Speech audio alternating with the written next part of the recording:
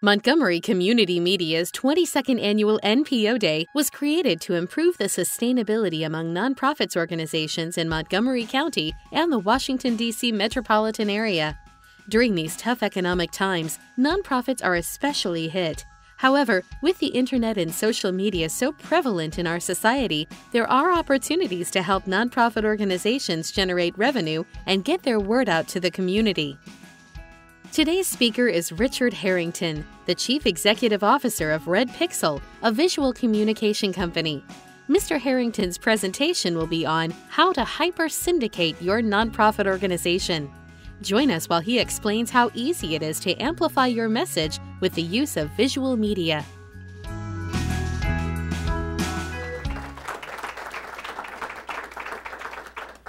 Thank you all for coming today. We're going to try to cover a handful of things today, mainly around the concept of hyper-syndication. This idea of using social media to amplify your message and get it out to more people.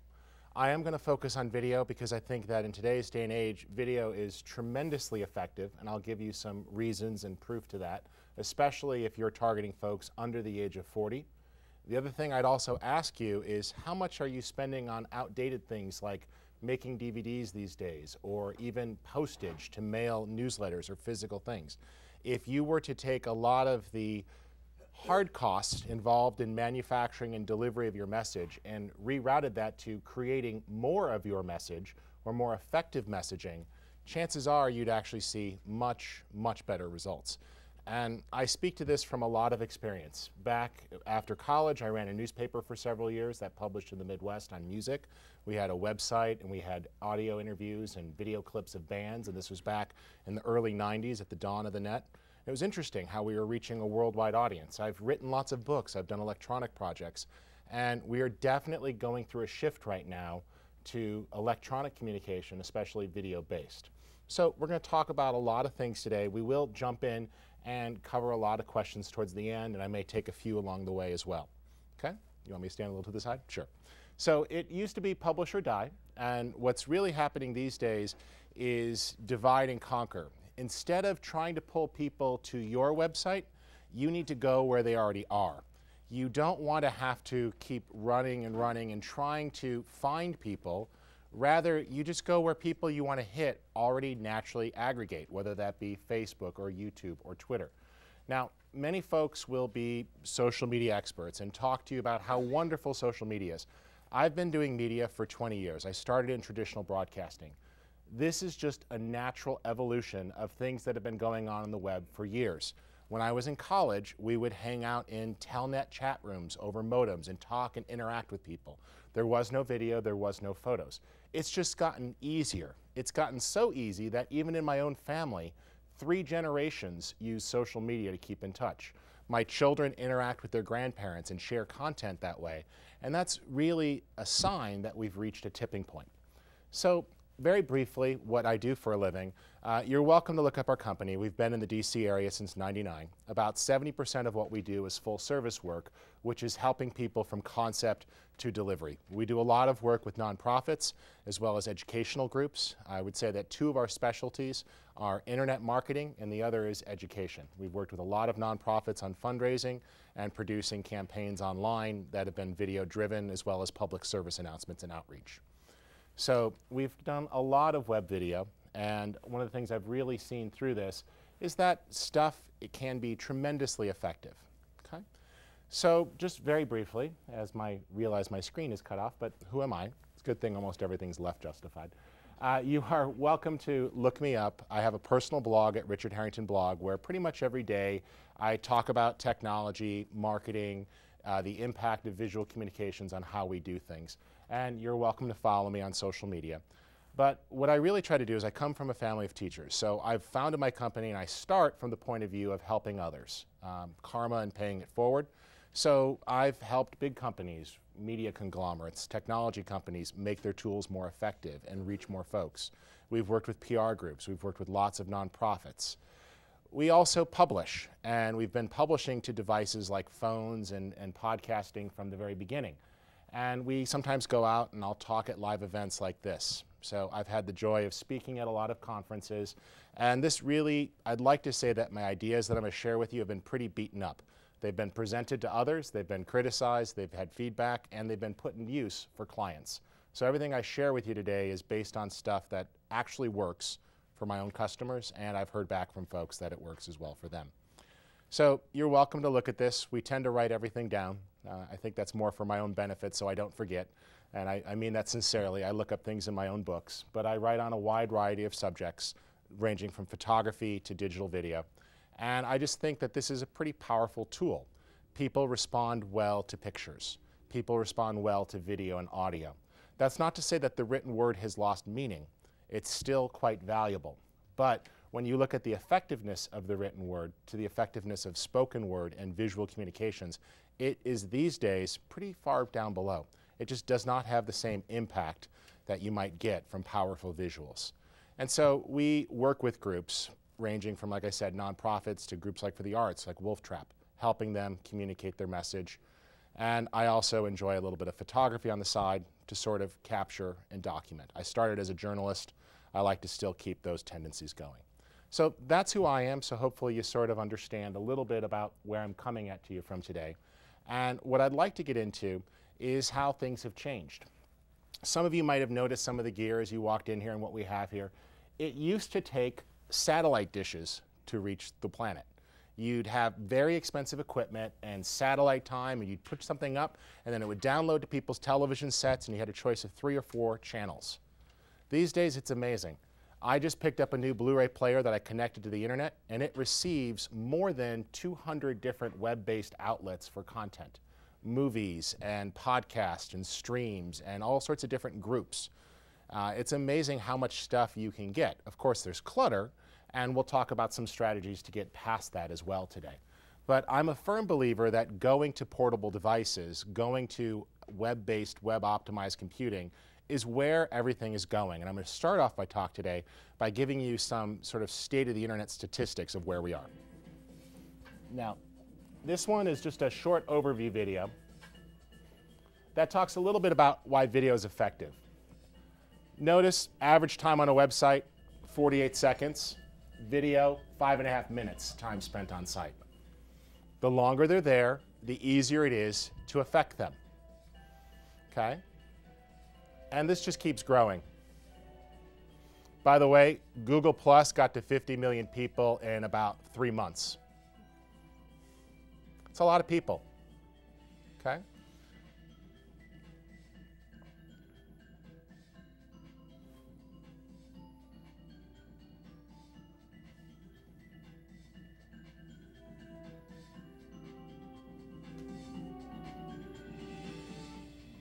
We're now up to 48 hours every minute. Okay? Now, you can look this one up online. I'll also post the link. I just put it to my blog the other day. But this gives you an idea of how all traditional media has been declining, while advertising to mobile and internet has been growing.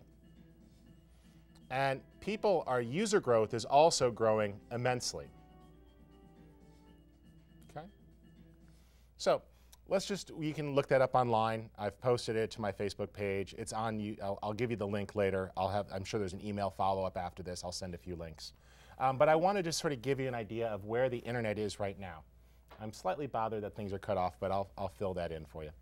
So the internet access right now for people, one of the things to realize, and actually I think maybe we can fix this, but we'll deal with it in a second. This is people who can get online from any location. So we're up to 88% of Americans, when asked, can you get online, said yes. That doesn't mean that it's not at work or at office or school, but 9 out of 10 folks have access. That's pretty impressive. And when you start to look at the home, what's equally more impressive is how entrenched broadband internet is. So one of the things you're going to see here is that it has been more than 6 years since more people had broadband than didn't. So if you have been limiting because you're concerned that people won't see it, why spend money on video if they just can't watch it? They can. Now the numbers never add up to 100%, and that's because people, when asked, don't know if they have broadband or not. But at least 86% of all Americans who have internet at home have broadband. and that number only goes up. Now, television, radio, all of these things continue to be relevant. This is where things were back in 2001. And notice there, it's a lot happening, but when we look at this in 2011, you're going to see that things have changed quite a bit, which is that broadband internet, online radio, online video are really quickly gaining. Lots of changes, and even things we didn't even have before are becoming relevant. Things, for example, Pandora Radio reaching 1 out of 4 people.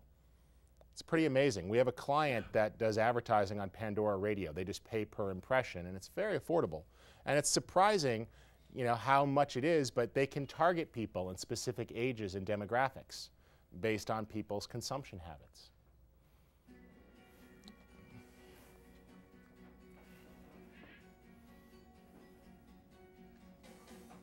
So this is a piece we recently did for the Family Online Safety Institute. You're welcome to look it up on YouTube. It's called Go Figure 2. But this is an example of a nonprofit embracing video for education.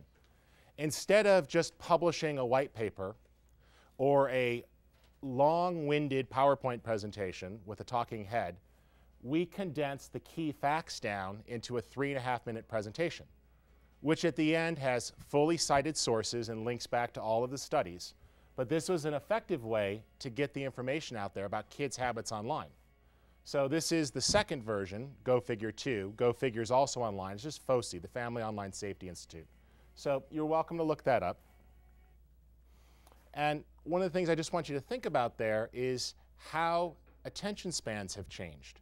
It used to just be if it was on your website, people would find it. Now you have to motivate them to consume. A 2-minute or a 3-minute video introduction pointing out a more detailed resource stands a much greater chance of that more detailed resource being accessed. We have the same thing that we do for some of our for-profit technology companies, where they'll produce a 3-minute trailer that explains the new product, and then they'll have volumes of white papers and documentation that people can pull down to dig into it. But without that 3-minute video where people can say, you know what, I could see myself buying that, or I could see myself participating in that event, they don't. So they need that connection. Video can serve as the glue to taking action. Now, when you look at what people are saying about the internet, here's an important thing to realize. 45% say that the internet is the most essential delivery vehicle to them. And look at those growth over there in the last 10 years. Now, when you talk to folks that are younger, you'll notice that the numbers are much, much higher. So depends on who you want to reach, but if you're targeting less than 35 and you are not putting almost all of your resources into net-based activity, you're missing out, because this is the way that they want to be reached. Okay? 98 million people watched video online last week. That's a lot of folks, 38% of the US population just last week. Okay? So if you look at things like YouTube, this is the percentage of people who watched video on YouTube. Okay? Within the last month, very high. Notice we're crossing into 41%, just one site alone. Now the dangers of YouTube is that it's very cluttered, and one of my favorite examples is, and I'll just point this out to you, if you use YouTube, there's a little checkbox when you choose the embed option that says show related videos. Don't use that option, because your competitors' videos will pop up right after your video plays on your website. My favorite was we were doing a video for a client, and they had been using YouTube, and after their video about using phone-based messaging systems popped up a video from their competition and another one talking about the dangers of phone-based messaging systems right on their website. It's like, you probably shouldn't be using YouTube as your primary delivery. And I'll talk about other methods of getting stuff out there besides YouTube. So you want to hit a lot of screens. And one of the things to think about, and I'm just a big fan of TV too, is notice that more people would give up television than their smartphones. Okay? They can get by without TV, but they can't get by without their iPhone or their Droid. Okay? That's pretty impressive. Now, most of this information comes from Edison Research. They publish a study each year called The Infinite Dial that's been coming out for almost a decade. So you're welcome to look that up. There's lots of good information on there about media and online. But notice that, video is pretty high, so is internet. So we're seeing growth. And if you are not putting a lot of effort into social networking, you need to think about this. Obviously, the older you get, the more it declines, but look at the 18 to 24-year-olds and even the other ranges that you're trying to hit. All the way through the working class, you're still almost a 50-50 chance of hitting people who are working being on social media. And mobile phone access is growing quickly. So having mobile platforms really matters. This is where most people are moving their social media habits, is to the smartphone. Because there's always downtime. You're sitting at a traffic light. You're waiting in line to check out. You went out to lunch by yourself and you have a few minutes to catch up. People are consuming in small, bite-sized pieces, a couple minutes at a time. So you want to hit all of these different places, phones and computers. And if you do it right, you can even hit the television set and gaming systems. All of these can consume this content when you do it right. So on the social media side, I think there's a lot of opportunity here. And if you're trying to reach people under the age of 40, social media is the most fiscally advantageous way of doing it. So Twitter is an interesting one. Just a couple things on Twitter. It is not nearly the level of penetration of something like Facebook. However, it's incredibly effective to reach your most passionate, involved folks. Twitter folks have much higher levels of engagement than Facebook folks. In fact, they're also a lot more likely to follow brands and causes and companies, as well as repeat those messages to their followers. So Twitter is really good as far as awareness goes. We're almost equal to awareness of Facebook, although adoption is much lower. Okay? But the big thing here is mobile. Twitter users access things while on the go. So if you are putting on events, Twitter is a tremendously effective way to let people participate. If it's a live event or a fundraising or a walk or a conference, it lets people interact. And it also highly encourages people to share. So one of the things that we'll often recommend is we use a service, for example, like TwitVid, that allows you to put videos right in line with Twitter. So recently, we worked with Novo Nordisk and another nonprofit group that they were working with to raise awareness about a study they did for diabetes about its impact. And so it was a time-lapse piece down in Union Station, and it was a 2-day event that we shot, and then it was turned around for the next morning and delivered to local news. So it got traditional broadcast, but they got far more eyeballs off of just web access and pushing this out to lots of websites. But it was immediately available on Twitter, and we were also able to quickly post up photos from the event while it was happening. So they were there handing out literature, and they were trying to raise awareness as tied to a lobbying effort to get increased funding for diabetes research. So it's a nice, interesting way of doing something that has an impact on lots of levels. One, it created news coverage because it was a great visual story that newscasts would use. We let them have a 30 and a 60 and a 90-second version for cut downs. It was shared by people who believed in the cause and thought that this was an interesting way of getting the message out. And it was a live event that got people passing by to stop and look, because 2 days of somebody painting a mural, chalking a mural this big in the middle of Union Station is going to attract attention. Okay? So you're welcome to look that up online. But the cool thing with TwitVid is no time limit and videos up to 2 gigs. So it's absolutely free. So you have no reason to not put videos right in line with your content. If you want statistics on how it does, they have a paid service that's a few bucks a month. But you just sign in and you could post video clips. You can upload right from a phone. If you are going to go from a phone, consider getting a better microphone than what's built into your phone. And you can just upload content and post it. It's pretty straightforward. Okay? Facebook is also effective. So more than 800 million active users is what Facebook just announced a couple weeks ago. That's a lot of people. Okay? The biggest growth is in the segment 30 years and older. That's where all the growth in Facebook is. Okay? And 3 billion minutes spent each day on Facebook. 18 million people log in and do an update at least once a day. Again, that's a lot of people. It's also the 3rd largest video website.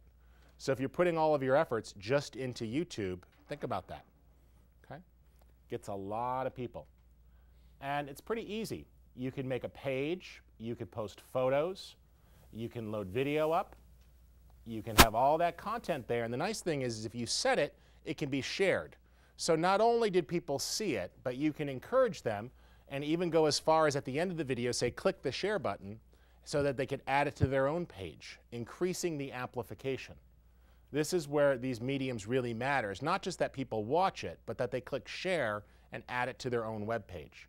And you also want to encourage any of your staff or employees or key volunteers to do the same, so that not only is it on your page, but that it's on their page. And that's really the key to success with social media, is to stop trying to drive people to your website.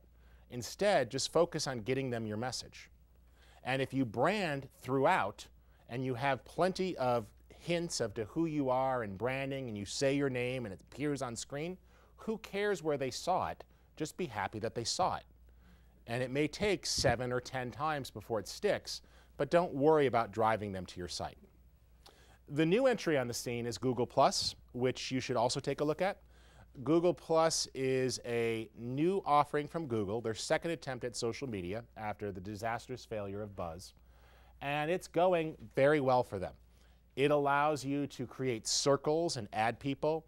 You also can do things like have live hangouts where you could share documents or presentations, anything that Google Docs supports, including slideshows. You could have videos and real-time feedback. You could do collaborative writing. Only allows for 10 people currently to participate, but if you want to do small focus groups or test groups, it's a very effective platform. And one of the things that's impressive about it is how quickly it's grown. Google has the benefit of lots of people coming to their site already. It took them 24 days to reach 20 million users. That's pretty fast growth. Okay? Now, you can have video on a page. You can embed that. You can make a company page or a cause page and add people to it, have administrative controls, fully put in photos and video, and all of it works great. Now, the weird thing is that the video engine is separate from YouTube. Even though they're owned by the same group, it has its own video engine. So if you decide to use it, you might want to actually post the video right into the page and upload it there, even though it seems odd. And it keeps its own separate comments and everything else on the side. And it does a nice job with photos, making pretty layouts and easy to share images. Okay? Now, a couple practical pieces of advice about posting things for people. First off, I highly recommend that anytime you put anything new on a blog or on your corporate website or your organization's website, you tweet about it or you post about it. In fact, I typically will put up 2 or 3 posts about the same thing, spread out over time, and not saying the exact same thing each time. So if you just released a very interesting report, why not pull the top 10 facts out of that report, make a short post about each one with a link back to the full report? Why not build up and then spread that out over a 2 or 3 week period so every other day someone sees it? Also, try releasing them at different times of day. Okay? Depends on who you want to reach. If you're only concerned about a particular region, like maybe you only target this region, well then maybe it's lunchtime and after dinner time. But if you're trying to go global, you have to be mindful that different times of posting will get different results. You can also use services like Hootsuite to schedule a post and target multiple social media sites, in fact, so it goes to different places. So that tends to work pretty well. And think about this. Your phone is fully capable of being a blogging and social media platform. You could take videos and photo shot right on your phone, edit it down, click a button, and tweet it out directly or post it directly to all of those sites. So if you are at a live event or a conference, what keeps you from running over and doing a quick interview with somebody of high relevance to your organization? Or if there's breaking news, run down, plug a microphone into your phone, record a quick interview, edit it down, and then post it. Okay? On the video sharing side, there are a couple of sites that are highly relevant. I want to talk mainly about 2 today, which is YouTube and Vimeo. I have a love-hate relationship with YouTube, mainly because of their terms of service, which are extremely egregious. Basically, by posting things to YouTube, you've given them a worldwide right to do whatever they want with your footage, including licensing it for profit. There's some pretty burdensome things there in the YouTube terms of service that you might want to have your organization look at before you post. However, it reaches lots of people and it's highly compatible with most mobile phones, so most people do it. And instead, just make sure they've got heavy branding all over their videos so YouTube couldn't do anything with it because there'd be logos all over it. One of the things to think about here is also services like TubeMogul or Blip TV, which allow for hypersyndication. And what you can do with these is upload a video once and connect 10 to 20 other video sharing websites. So you post one time and it goes out everywhere else. So we do a lot of work with community health charities. They're responsible for the federal giving as well as fundraising for most health nonprofits. It's a co-op, and we've produced a podcast series for them for 4 years. Their podcast series runs through Blip TV, so it hits venues like iTunes, but it also re-syndicates out to YouTube and to several other sites that they need to hit. And so it's also nice because it will aggregate statistics back in so you can see how it's doing in other places and get cumulative results. Now, speaking of YouTube, a couple things to think about. 48 hours of video are uploaded every minute, 8 years of content every day. So I like to say that YouTube is very much like a busy flea market. There's some treasures and a whole lot of junk and a lot of noise. So if you're relying on YouTube to be your make or break, the chances of being discovered are sort of like being in the middle of the shelf on the bottom shelf in aisle 23 of Kmart. Okay? It's not like you're on an end cap. Yes, you're in a great big retailer, but what's going to happen? Oh, it's down there. It's really hard to get seen. There are breakout moments and breakout stars on YouTube, but it is so crowded. You cannot plan to have a viral video. Okay? If you want to see a funny video about trying to have a viral video, look up the Jennifer Aniston Smart Water video, which pokes fun at the concept, and it's pretty good. So a lot of folks, about 13% of their daily views are coming from mobile. So worth keeping an eye on that they are very mobile friendly, especially for phones. And if you look at those habits as we discussed earlier, it just keeps getting bigger and bigger, where we're up to almost 41% have accessed it within the last month. So this gets pretty impressive with just how many people are on the site. Okay? This is of all Americans. 41% of Americans watched a video on YouTube last month. That's a lot. Okay? So you can use this and you can create branding. You can make a channel that has several videos uploaded. You can make multiple accounts and have sub-brands have their own channels. So instead of all your organization's videos thrown together, maybe have one particular fundraising activity have their videos on its own channel, or group things based on people's affinity of what they're going to be interested in. You can also make playlists for within those channels and organize them and track how are things doing. Okay?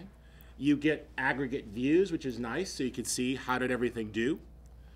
And you can also get the ability to embed and send it out. There's that option I mentioned. Show suggested videos when the video finishes. Always, always uncheck that box. Okay?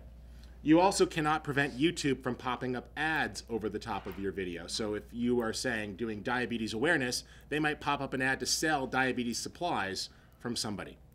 And you have no control over that because you're using a free service. Which is why I'm going to take you to Vimeo, where you do have control over just about everything if you're willing to pony up $50 to $200 a year. So the way their service works, the basic is $59 a year. You get statistics, and you have unlimited HD uploading in groups and channels. Now, this is not supposed to be for corporate use or organizations, just for individuals. If you are going to be using it for a company, you are supposed to go to Vimeo Pro, which is $200 a year. And it gives you 250,000 plays. You can buy more than that if you need it. No cap, no duration limits. You could post whatever you want, whatever length you want. And you get extremely detailed statistics. You also get the ability to completely customize the video player, put your logo on the video player, put a link to wherever you want it to link to, if you wanted to go back to a specific site, change its color, set its size. It's fully compatible with WordPress, fully compatible with all mobile phones. This is the one that I personally push most people towards using. And it also will back up your original file online, so if you were to lose the high resolution version, you could pull that back down. So it's pretty good. And here's an example. Let me take that back. You can create custom portfolios and collections. You can make websites that just have a bunch of videos together, tie them all together, select the ones you want to include, and get extremely detailed statistics. How many times did it load? How many times was it played? How many comments did you get during a particular time period? So this is for the last week for my channel. And you get extremely specific feedback on where were things loading. For example, I found that a website in Italy picked up one of my video posts and it got loaded 17,000 times. Now, it didn't get watched that much since it was an Italian website and the interview was in English, but people who are bilingual did watch it, and it did lead to an extra 2,000 views, which was impressive. And like I said, you can get nice statistics, and this helps you even get geolocation statistics of where was it getting watched. So for $200 a year, it's kind of nice to get that level of feedback that you don't get with YouTube. And that's my point. There's free, and then there's inexpensive. And enough people need video these days that spending $200 for your video, your video campaign for the hosting to get detailed metrics is not so much, okay? So another thing we often push is the use of podcasts and portable media players. We think podcasts are tremendously effective. This is a natural evolution of blogging. So getting people to record and share what they want. The iPod and iPhone and that ecosystem, largely responsible for huge growth in this segment. And it basically came out in about 2004. So this has been around for a long, long time. We have done podcasts for all sorts of groups in this town. Most of the advice we give folks is try to not do one-offs. So we have people come in and record a quarter's worth at a time or a year's worth at a time.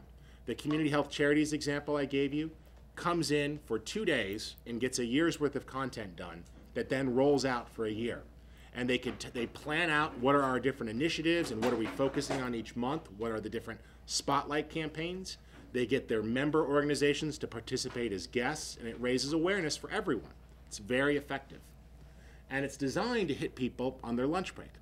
The nice thing about podcast is that it works a lot like a TiVo or a magazine, which is people can subscribe and then it downloads and it's there waiting for them when they want to consume it. This is highly effective for getting views on things like airplanes or when people are traveling, Salesforce training, educational training for people who have low bandwidth connections who want something just to download overnight and then be ready for them. So it works very well. So this is an example of the National Foundation for Credit Counseling. They do a podcast series raising awareness and education. This one was on housing counseling for people in jeopardy of losing their home. And this was shot over 2 days and produced in 2 languages. So an on-camera host who explains the concepts, and then scenarios done with real counselors and some people to show you what was happening and what you would go through if you went for a credit counseling situation to not lose your home. So it works nicely, and they're also able to leverage footage from their public service announcements and really produce effective things. So it's just a role play, and it helps people understand what's going to happen. By the way, bilingual talent, so we were able to shoot both languages in those 2 days. Very cost effective. Okay? So pretty straightforward. And the really benefit here is that it's opt-in. It has very little competition. And here's what I mean by that. Meryl mentioned before I started talking that I produce technical tutorials just to give back to my industry. I have had shows crack the top 10 on all of iTunes. I, producing a little tiny show in my basement with good content, targeting photographers, how to use one specific application, hit as high as number 2 on all of iTunes. The only person who beat me was Bill Maher from HBO. Outperformed every television network for something recorded in my basement when I have time. Now, yes, it was on a piece of software and it was highly targeted, but those are the keys to success. Don't try to hit everybody. Hit the people you need to hit with the messages that they want.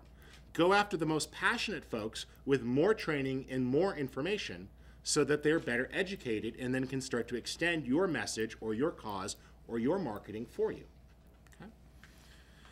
By the way, if you think, your organization's too conservative to podcast, the Pentagon has an entirely enormous channel of podcasts, including an incredibly successful series called Fit for Duty, which is personal fitness taught by different boot camp instructors, does a great job of showing ethnic and age diversity in the military, and also shows that if you're into improving yourself and pushing yourself, that there's a place for you. And they have Pilates and cardio and kickboxing. And they even do a show called The Grill Sergeants. That's a cooking show.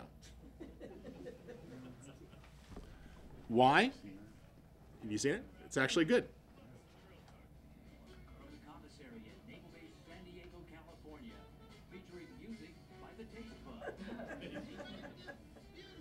So they do a cooking show. You say, why would they do that?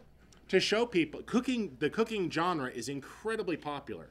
If you look at the TV networks doing cooking shows, they wanted to show and change the opinion that people have about the military. This is an effective way of doing that. Okay? So all of these things with podcasting and your blog is driven by RSS, Real Simple Syndication. You've probably seen this icon in corners on blogs, or RSS icon. And if you're using any sort of content management system, whether that be a video podcast system or a blog or a CMS system for your website, chances are it generates RSS feeds. The cool thing about RSS is that it is highly easy to extend it. So you can take this and push it to other places that can automatically consume it. So the geeky part of it is it's an XML file. But the good news is that most programs will make this for you. Even Facebook spits out an XML feed. So if you are bookmarked a website and you see in parentheses 5, that means there's 5 unread articles on that website since the last time you've done that. So XML feeds can ping people that there's content they haven't looked at sitting there waiting for them. They can also be used for custom home pages, news readers. People use this. One of the best things is on the iPad, you've got things like AOL Editions or Flipboard that will take XML feeds and create entire virtual magazines of all of the things you're interested in and aggregates it to an easy-to-read format. You've got RSS readers. You can use this on a blog very effectively. And you could take this and feed it directly to push out to social media. So, for example, there's a service called Twitter Feed that's absolutely free. And you can take an RSS feed and say, oh, go to all of these different Facebook pages that I manage, if you've got a Facebook group or this Twitter account. So that's not to say that your social media efforts should run on autopilot.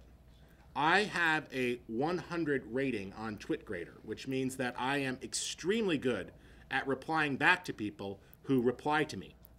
But all of my content that I'm already producing is published on autopilot. I may go back and post it a few extra times or write a more creative headline, but if I push a video up to YouTube or I put something to my blog, it's automatically going to inform multiple Facebook pages and Twitter pages where people follow me.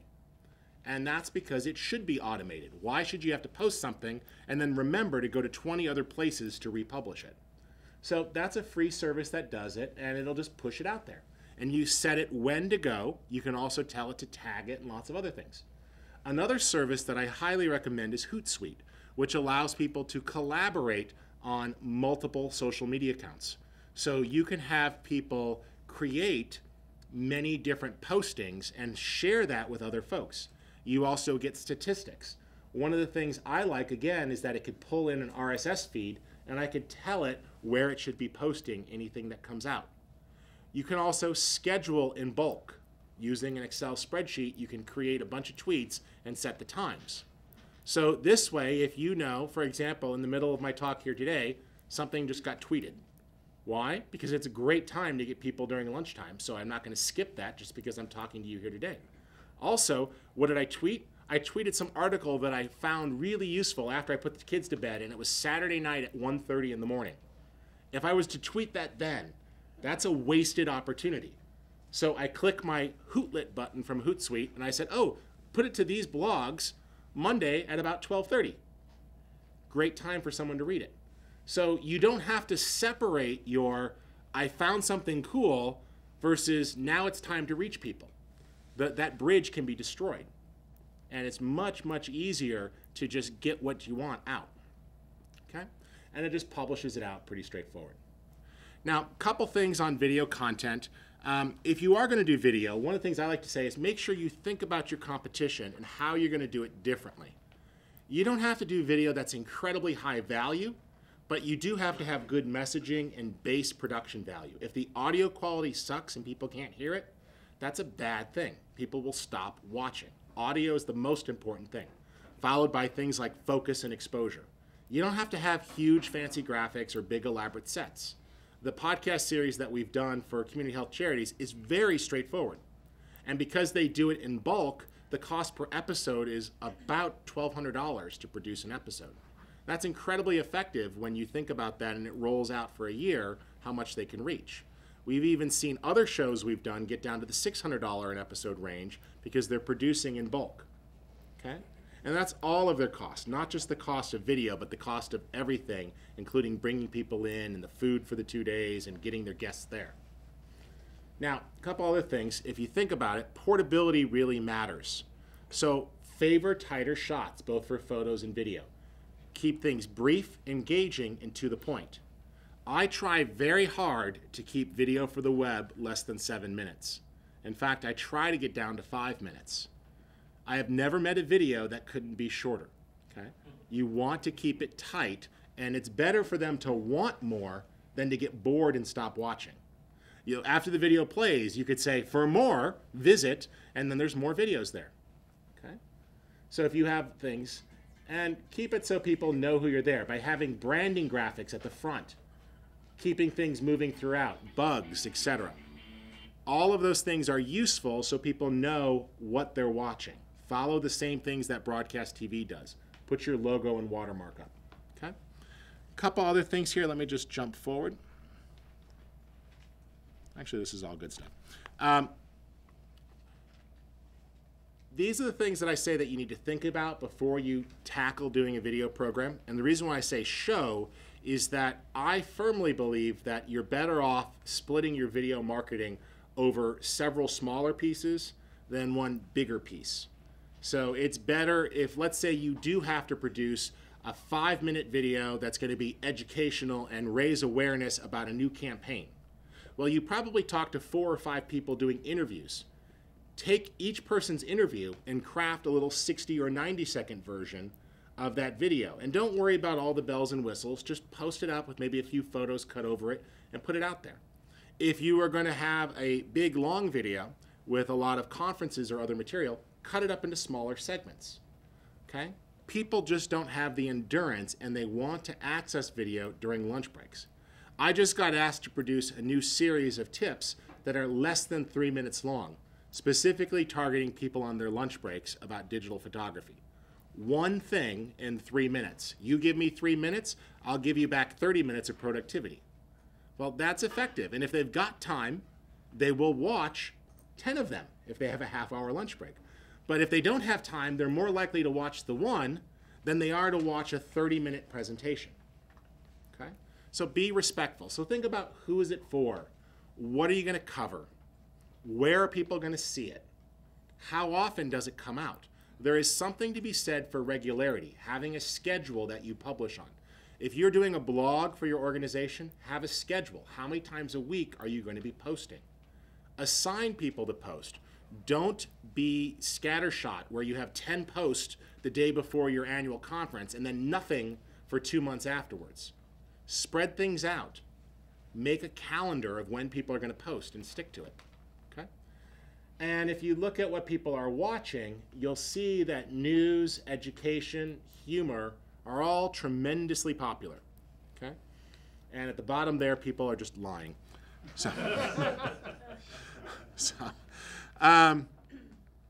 Couple other things to think about when we talk about branding your videos. You want to make sure that your brand is woven throughout the video. So if it's on a website, you carry the logo. So we've had the joy of working with MommyCast for a few years now. They use our studios and we help them with production. And they have a very effective brand. They produce an educational podcast in both video and audio format targeting moms. And they talk about technology and health and safety and fun and entertainment for families. They carry that into a podcast series for video. keeping the branding going. Carries into the website. Carries onto the set. Very easy to do. Okay? And it's not a high production value set, a few lights. Okay? That carries into when they go on location. It carries into mobile applications. So consistent branding really, really matters. Now, a lot of you work for extremely conservative organizations, I am sure. And there's a great website called Cooler, KULER.adobe.com. And what's nice about this is you can upload one color, and then it will suggest other color models that work with that color. So if you're looking to just down and dirty on your own, freshen up your branding so it's not your corporate blue plus white, that's my PowerPoint template, you can upload the organization's color and then pick different standard color models that designers have used for years to create different color panels. You can also look for the popularity of colors. We've helped an organization recently rebrand, and they've been looking through some of their colors, and this is nice because you could track the global popularity of colors and see how they're resonating in different countries as well. A couple other things, if you want to get found, there's really two ways that people are going to find you these days, and it doesn't involve going to your website. First is search. You want to make sure that everything you're doing is optimized for search. This means detailed descriptions, tags, keywords, okay? Certain things like video supports embedding the whole script or a transcript right within it. It means taking the time to actually write a detailed description and put the names of every person who appears in the video, and maybe having a 1 or 2 sentence tagline that your organization uses to describe the organization attached. And this is the same thing. Even if you're going to be posting a PDF to your website, don't just post a PDF. Take advantage of sites like Scribd, where you can embed the PDF and tag it with lots of search and sharing features so that the PDF appears right on the page. And the add to Facebook button is right there, and the share and the download button are there.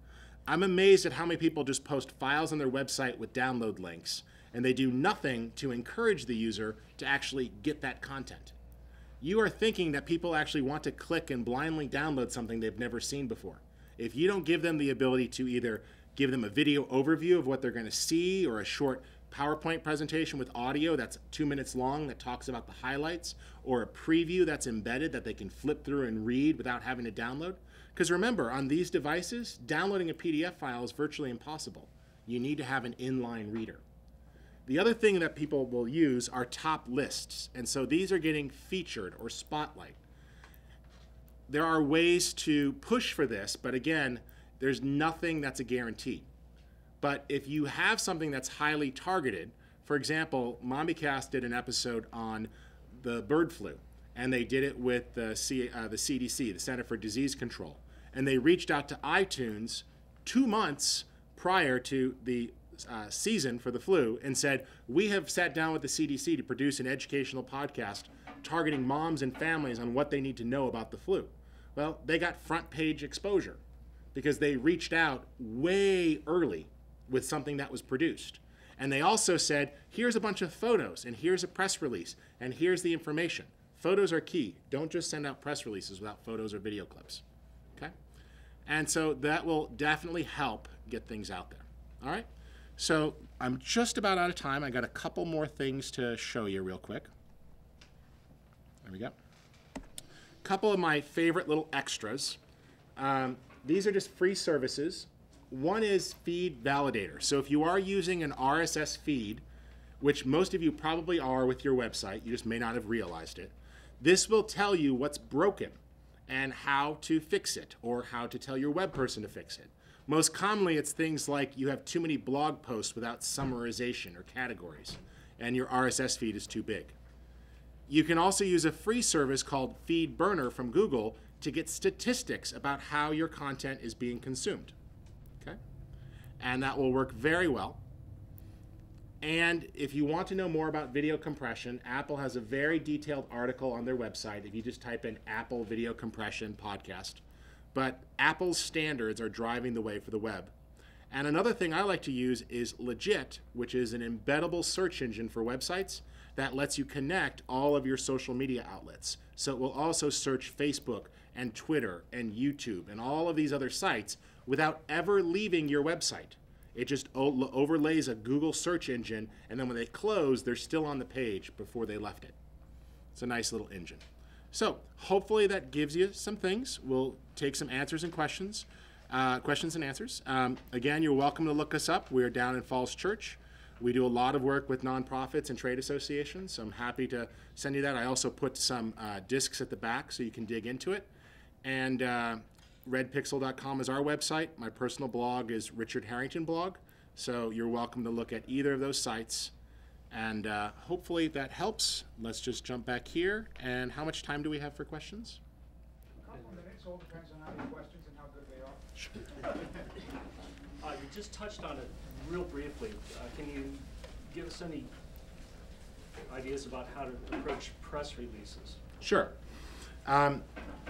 Having been a journalist myself, some would say journalists are lazy. Others would more correctly say that they are completely overworked and often being asked these days to do the entire process themselves.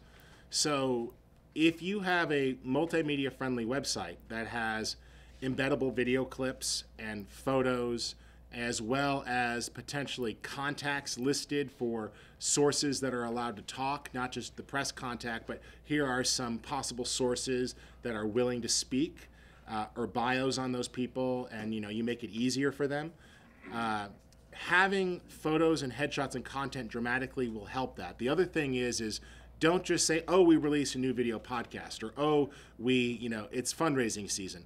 Tie it to bigger news. It's not news that it's the autism walk, 2 months ago. What is news is the dramatic increases and how that ties together. And oh, there's a walk to do something about it. Always tie what you're publishing to something bigger, if at all possible, preferably national news and everything else. That will increase, and the more you can make that release rich with media content, the easier it is for them to put a story together quickly, because that's what they need to do. Ease will increase the chance of being published. You go out and meet web designers by the ton around here, thousands of them. What 3 questions do you ask someone to find out whether they actually get this, or they're just talking the talk?